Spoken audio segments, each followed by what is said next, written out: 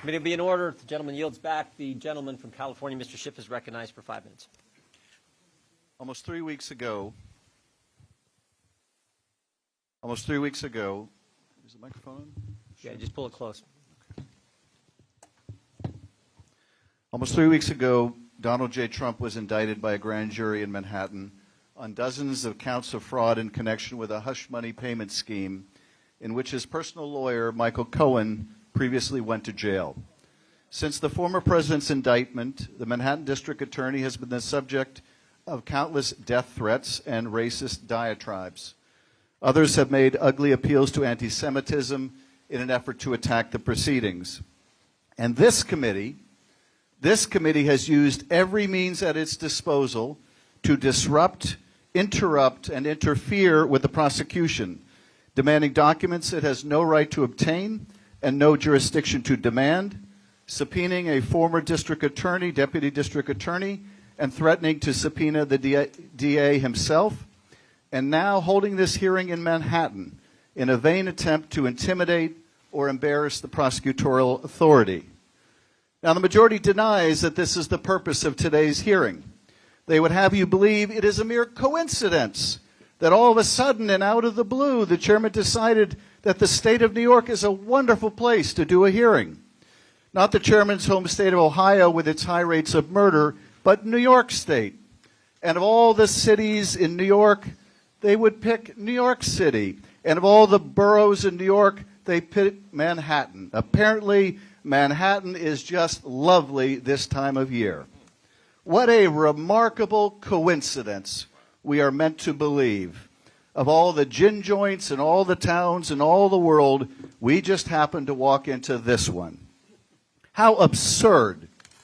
Of course, this is not a coincidence at all. Instead, it is the GOP leadership in Congress doing what it has done best for the last 6 years, and that is to act as the criminal defense counsel for Donald J. Trump. Well, let me tell you this. Capitol Police, gentlemen, will suspend. Capitol Police. Capitol Police will remove the gentleman from the audience. Let me tell you this. Gentlemen. Let me tell you this. Donald J. Trump. Gentlemen, will suspend until we got order.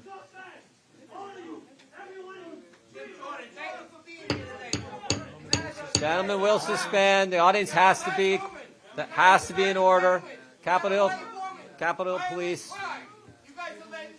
Capitol Police. Sir.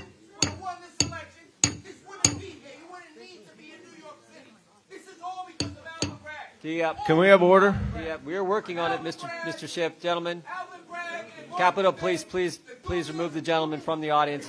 No, you got to go. You got to go. I'm sorry. I've given you several warnings. You got to go, unfortunately. He's from my district.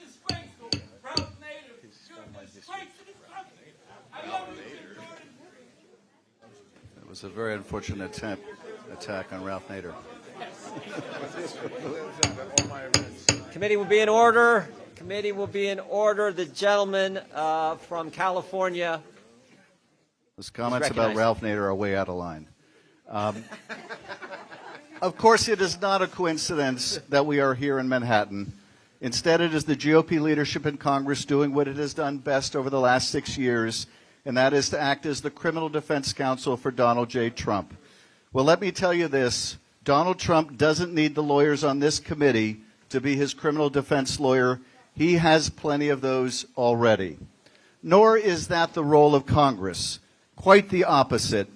Our role should be to defend the rule of law, not tear it down. We should be defending the principle that no one is above the law, not attempting to establish a new principle that if you are politically powerful enough, you get a pass. We should be defending the independence of the grand jury and the safety of a public servant enforcing the law, not adding to the dangers to both. The Manhattan District Attorney has the burden of proving Donald Trump guilty beyond a reasonable doubt.